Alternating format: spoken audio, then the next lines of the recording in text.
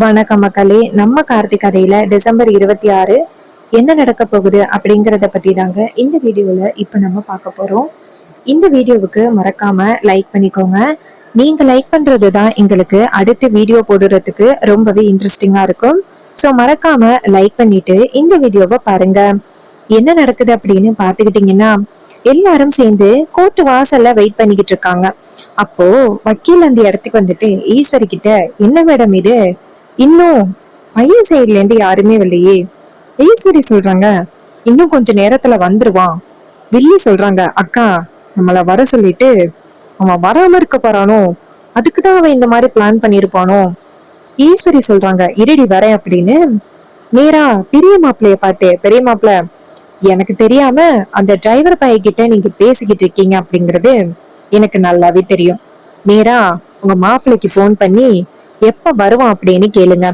Hero சொல்றாரு, சரிங்க அப்படின்னு சொல்லிட்டு நேரா நம்ம ஹீரோவுக்கு போன் பண்றாங்க. நம்ம ஹீரோ போன் அட்டன் பண்ணி சொல்லுங்க அப்படின்னு சொல்ல, சகல சொல்றாரு, சகல நீங்க பாட்டுக்கும் விவாகரத்துல கையெழுத்து போட்டு எல்லாரையும் இங்க வர வச்சுட்டீங்க. எல்லாரும் இப்ப கோர்ட்டு வாசல்ல வெயிட் பண்ணிக்கிட்டு இருக்கோம். உங்களுக்கு வரத்துக்கு நேரம் ஆகுமா மாப்பிள்ள? அப்ப ஹீரோ சொல்றாரு, இல்ல இல்ல, இன்னும் 5 நிமிஷத்துல வந்துருவேன். அப்ப சகல கேக்குறாரு, சகல எனக்கு குழப்பமா இருக்கு, நீங்க என்னதான் பண்ண போறீங்க? ஹீரோ சொல்றாரு, நான் வந்ததோட உங்ககிட்ட சொல்றேன், ஆனா நீங்க நினைக்கிற மாதிரி எதுவும் தப்பாலாம் நடக்க போறது கிடையாது. இதனால சின்னத்துக்கு தான் பயங்கரமான ஆப்பு காத்துக்கிட்டு இருக்கு. இது கேட்டதும் மயிலு சொல்றாரு, சரிங்க சகல, நீங்க எந்த விஷயத்த முடிவு பண்ணாலும் அதுல ஏதாவது காரணம் இருக்கும் அப்படின்னு தெரியும். சரிங்க மாப்பிள்ள, நாங்க வெயிட் பண்றோம் அப்படின்னு நேரா ஈஸ்வரி கிட்ட போயிட்டு, அத்தை அவர் வந்துகிட்டு இருக்காராம், 5 நிமிஷத்துல வந்துடுறேன் அப்படின்னு சொல்றாரு. ஈஸ்வரியும் சரி அப்படின்னு சொல்ல, வில்லி அவங்க அக்காவை பார்த்து, அக்கா பாத்தியாக்கா, எல்லாமே நமக்கு சாதகமா நடக்கிற மாதிரி தெரியுதுல்ல. உன் பொண்ணும் எந்த விதத்திலையும் பிரச்சனை பண்ணல, உன் மாப்பிள்ளையும் தானாவே விவாகரத்தை அனுப்பிட்டான். இது எல்லாத்தையும் பார்க்கும் பொழுது எனக்கு என்னமோ இதுக்கு பின்னாடி ஏதோ பெரிய சதி இருக்கிற மாதிரி தெரியுது. ஈஸ்வரி சொல்றாங்க, இங்க பாருடி, அப்படியெல்லாம் எந்த சதியும் இல்ல, நீ அமைதியா இருடி அப்படின்னு சொல்ல, வில்லியும் சரிக்கா அப்படிங்கிறாங்க. அப்புறமா வில்லி வந்துட்டு அவங்களுக்கு குழப்பம்.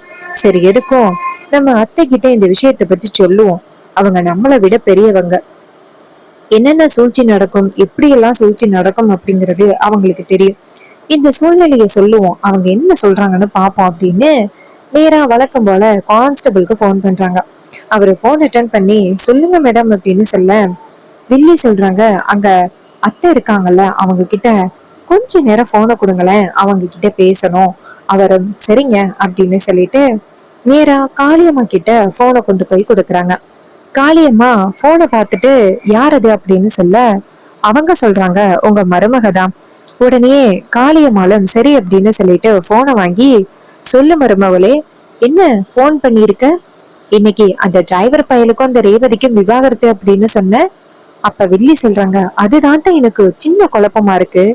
இந்த டிரைவர் பையன் தானாவே விவாகரத்து வீட்டுக்கு அனுப்பியிருக்கான், இந்த ரேவதியும் விவாகரத்துல கையெழுத்து போட்டுட்டான்.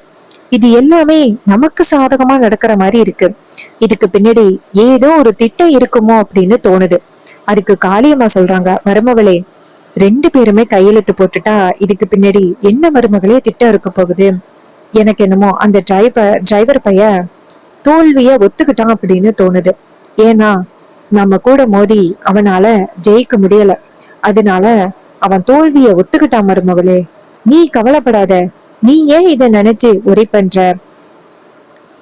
அதுக்கு வில்லி சொல்றாங்க, இல்லத்த, கடைசி நேரத்துல ஏதாவது குழப்பம் பண்ணி இந்த விவாகரத்தை கிடைக்க விடாம பண்ணிட்டான்னா என்ன பண்றது? அதுக்கு காளியம்மா சொல்றாங்க, மருமகளே, அப்படியெல்லாம் எதுவும் நடக்காது, நீ தைரியமா இரு.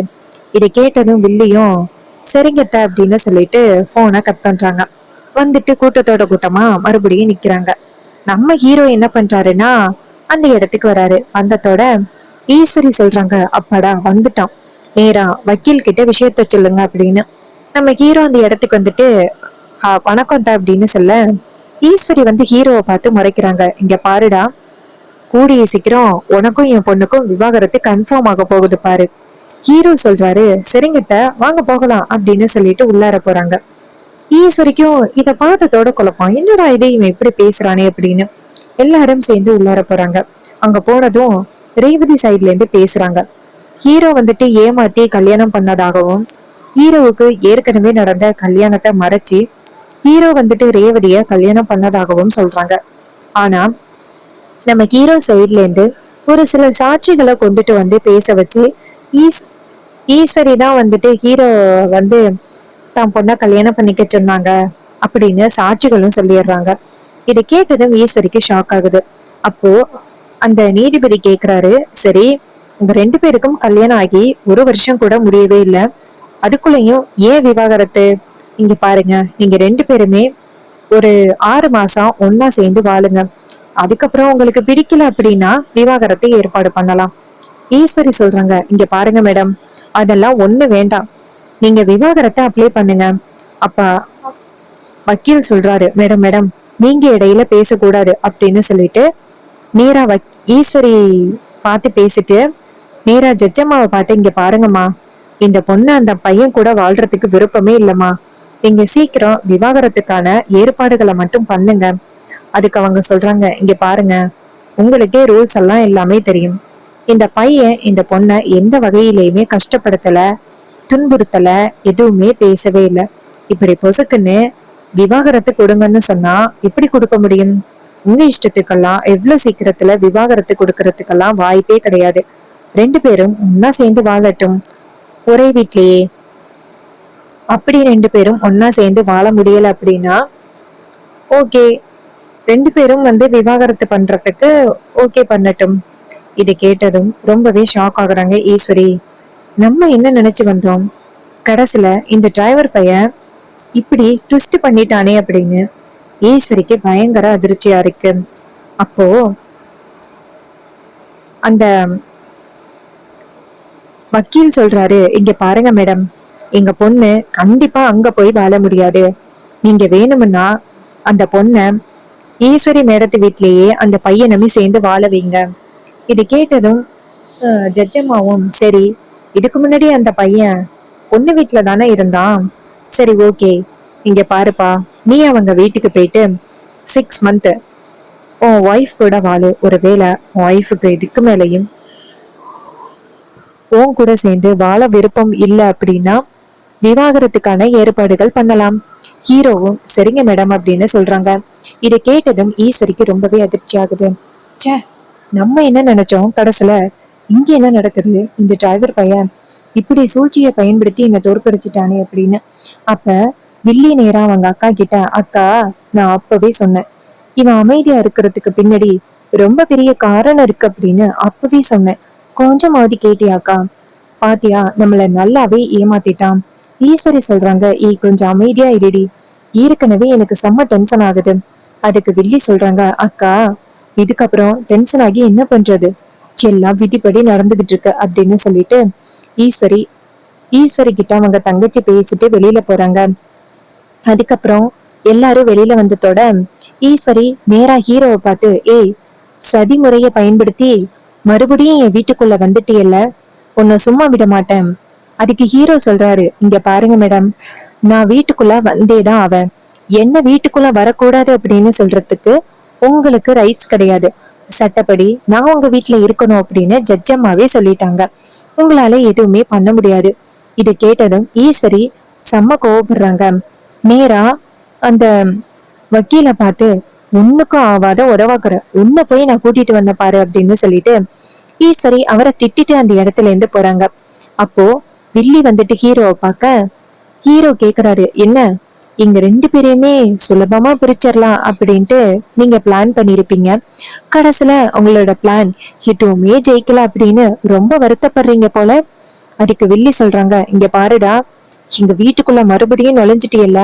ஹீரோ சொல்றாரு, இங்க பாருங்க, அந்த வீட்டுக்குள்ள இருந்து நீங்க எப்படிப்பட்டவங்க அப்படிங்கிறத கூடிய சீக்கிரம் என் அத்தைக்கு புரிய வச்சு உங்களை இந்த வீட்டை விட்டு துரத்தி காமிக்கிறேன். அதுக்கு வில்லி சொல்றாங்க, உன்னால முடியாதுடா அப்படின்னு சொல்லிட்டு வில்லி கோவமா அந்த இடத்துல இருந்து போறாங்க. அப்ப ஹீரோ நினைக்கிறாரு, இவங்களை கொஞ்சம் கூட திருத்தவே முடியாது அப்படின்னு. அதுக்கப்புறம் வில்லி அந்த இடத்துல இருந்து போயிட்டு நேரா அந்த காளியம்மாளை போய் நேரா பாக்குறாங்க. காளியம்மா கேக்குறாங்க, மருமவளே என்னாச்சு மருமவளே, அவங்க 2 பேருக்கும் விவாகரத்து முடிவாகிருச்சா?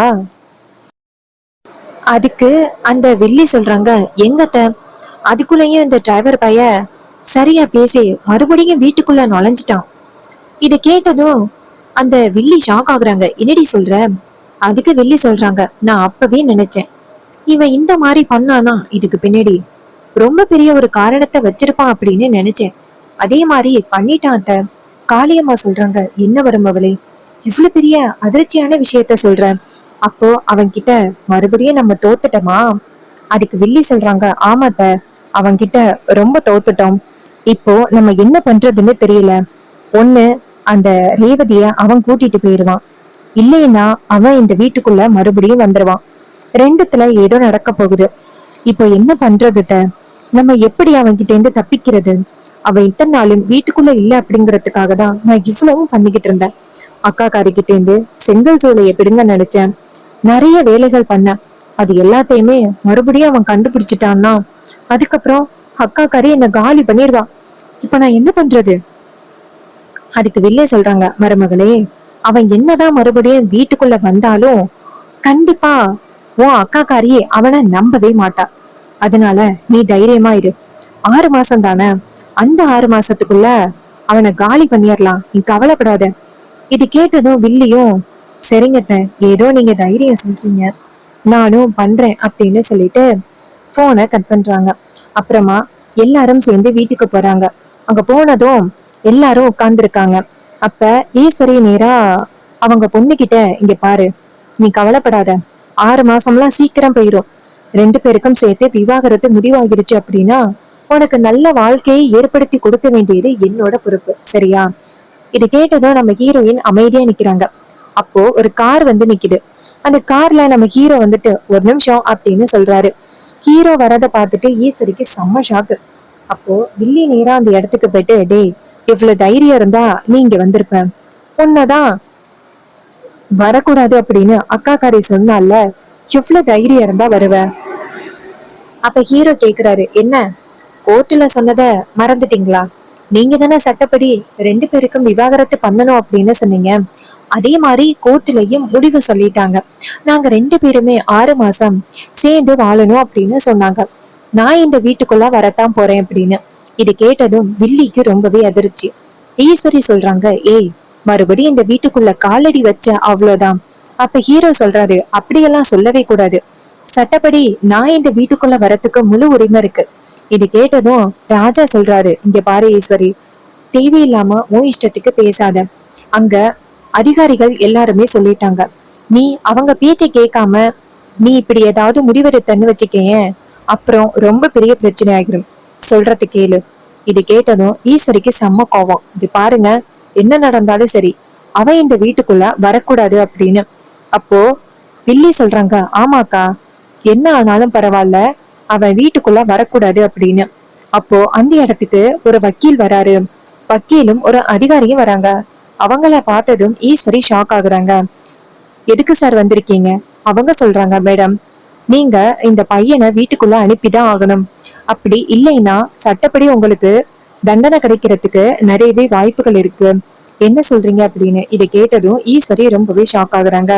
அப்ப வில்லி சொல்றாங்க, பாத்தியாக்கா எப்படியெல்லாம் பிளான் பண்ணி நம்மளை ஏமாத்திட்டாங்க அப்படின்னு. ஈஸ்வரி சொல்றாங்க, ஆமாண்டி இந்த அளவுக்கு என்ன சுத்தி துரோகம் நடக்கும் அப்படின்னு நான் கொஞ்சம் கூட எதிர்பார்க்கவே இல்லை. கூடவே இருந்துகிட்டு நமக்கு இவ்வளவு பெரிய பிரச்சனைய கொடுத்திருக்கான், இவனை விடக்கூடாது அப்படின்னு சொல்லிட்டு ஈஸ்வரி பயங்கர கோவப்படுறாங்க. அப்ப ராஜா சொல்றாரு, ஈஸ்வரி சட்டம் பத்தி உனக்கு நல்லாவே தெரியும், இந்த மாதிரி நீ சட்டத்தை மதிக்காம பண்றது ரொம்ப தப்பு. இவங்க அப்புறம் மறுபடியும் உன்னை கூட்டிட்டு போனாங்கன்னா பிரச்சனை ஆகிடும், சரின்னு சொல்லு. இது கேட்டதும் ஈஸ்வரியும் சரி அப்படின்னு சொல்லிட்டு அவனை வீட்டுக்குள்ள வர சொல்லுங்க அப்படின்னு சொல்றாங்க. சோ இந்த கதை உங்களுக்கு பிடிச்சிருந்துச்சுன்னா இந்த வீடியோவுக்கு மறக்காம லைக் பண்ணிக்கோங்க. நீங்க லைக் பண்றதுதான் எங்களுக்கு அடுத்த வீடியோ போடுறதுக்கு ரொம்பவே இன்ட்ரெஸ்டிங்கா இருக்கும். சோ மறக்காம லைக் பண்ணிட்டு இந்த வீடியோவை பாருங்க. தேங்க்யூ ஃபார் வாட்சிங்.